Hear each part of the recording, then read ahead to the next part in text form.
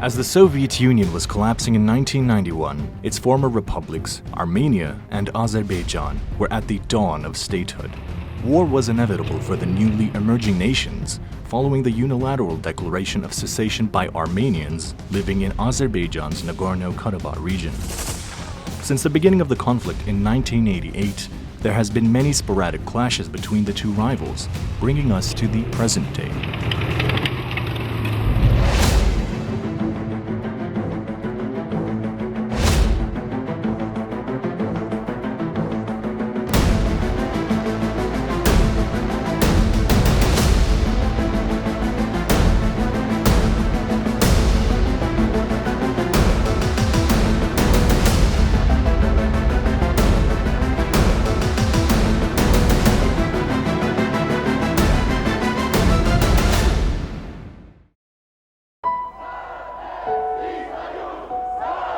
In around 1988, there was a movement of ethnic Armenians in Nagorno-Karabakh region that began.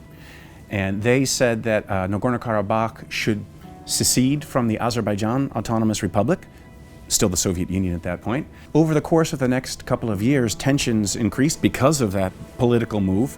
The clashes escalated over the course of a couple of years until there was a full-scale war.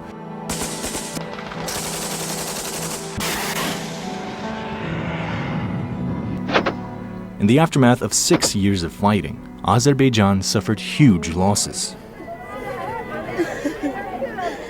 Le Haut-Karabakh est un territoire occupé par les forces arméniennes, du point de vue du droit international. Et c'est non seulement le Haut-Karabakh, mais c'est 20% du territoire azerbaïdjanais qui est occupé par les forces arméniennes. Il ne faut jamais l'oublier. De ce point de vue-là, la légalité internationale est plutôt du côté de l'Azerbaïdjan. The civilian massacre in Hocalı became a symbol of the Karabakh conflict. It's pretty clear Hocalı was a massacre. There were 161 Azerbaijanis, many women, many children, clearly not fighters, who were murdered.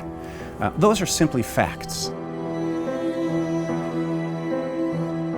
J'insiste aussi sur le fait qu'il y a eu 1 million de déplacés en Azerbaïdjan. 1 million.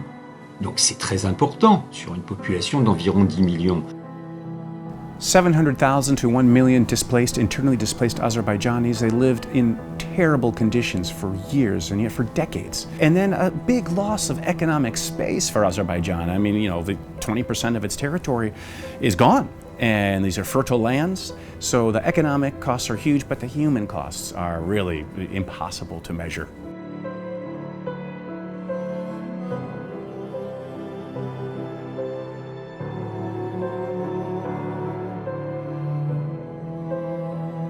The United Nations Security Council passed 4 resolutions in an attempt to end hostilities.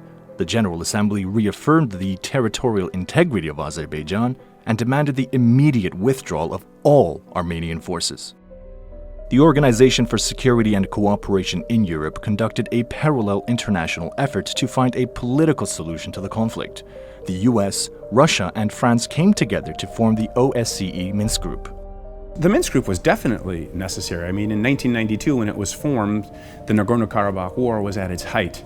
And the membership is broader than the co-chairs, but the co-chairing countries are the United States, Russia, and France. It's quite disadvantageous, however, to have those 3 countries being co-chairs for Azerbaijan, because those 3 countries have the largest Armenian diasporas in the world. The Minsk Group didn't produce any outcome. Actually, they have offered 3 resolutions to conflicting parties, Azerbaijan and Armenia, but 3 of these offers has been rejected by the Armenian side. The countries and the Minsk Group together were unable to help Azerbaijan regain those territories because Armenia doesn't want to give them up.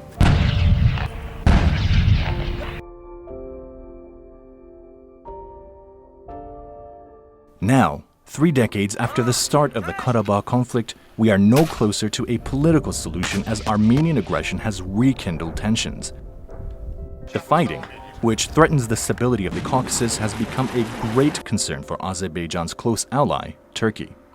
Ankara has pledged its support for Baku to help protect its territorial integrity.